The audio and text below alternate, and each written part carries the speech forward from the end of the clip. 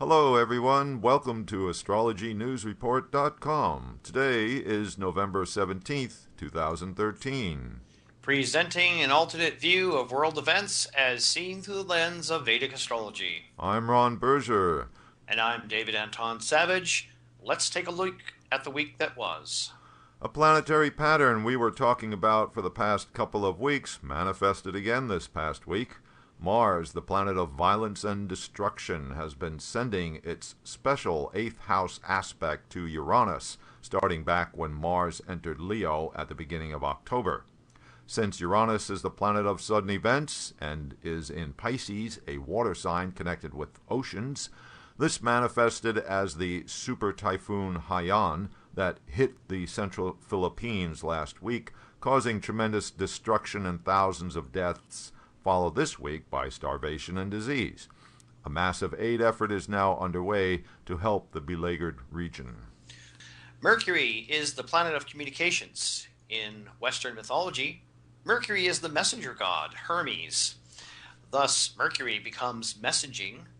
Rahu, being a planet that obscures what it contacts, creates confusion. So we get confused messaging.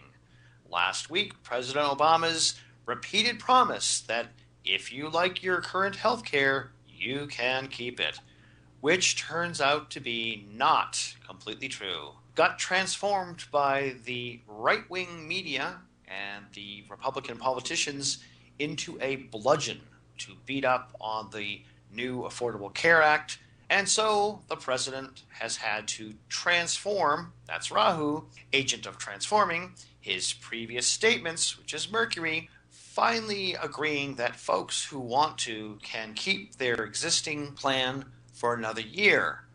But didn't put an end to the confusion. Now the insurance companies claim that to reinstate millions of policies that they had already canceled will cause them more expense, which will, of course, be passed on to consumers. But the main point for a lot of Americans is that their personal freedom is being messed with. The USA is a Sagittarius country, a country of individualists who don't like being dictated to, even if it is in their own best interests. Yes. It's interesting to take a look at what's happening in Obama's chart. That Libra grouping of planets are in Obama's 10th house of success, deeds in society, renown and notoriety. These planets are giving the Prez some problems. Again, it's Mercury signifying communications, plus Rahu signifying confusion, and Saturn, the reality check planet. Also, it's said in traditional Vedic astrology that Saturn's transit through your 10th house can give a fall from position. Even members of his own party are criticizing him. He's definitely lost some credibility. Saturn is also the planet of pressure, transiting his house of status and position. Secretary of State John Kerry must have had the 12th house of his chart a bit too activated by all the planets transiting through Libra, including the retro Mercury and Rahu as well. Recently, Kerry made comments to the effect that Oswald did not act alone in JFK's assassination, which translates as there was a wider conspiratorial plot involved in the murdering the president. And when he was pressed to elaborate on his statement, he steadfastly refused to comment further, simply saying that it is a viewpoint that he holds. But with the 50th anniversary of JFK's assassination coming up on November 22nd, this really gets the whirlpool spinning. Could you get a better example of Mercury plus Rahu transiting the 12th house of cloak and dagger stuff in the personal chart of a politician? A good example. Okay, Mercury is the planet of the media, combined with Rahu, which is an eclipse point, brings us obfuscation. Evidently, CBS's legendary news show, 60 Minutes, laid a big egg back on October 27th when they aired what they thought was a bombshell of an expose about the Benghazi affair. The report featured a rather dodgy British security officer, Dylan Davies, as star witness, who put out some rather explosive allegations. Anyway, turns out the Brit had given a rather different story to the FBI, and the whole thing unraveled last week, appearing to be just a bunch of BS. Finally, 60 Minutes had to admit that it had violated its own standards for accurate reporting. 60 Minutes correspondent Lara Logan delivered an almost full apology on television. Yes, almost.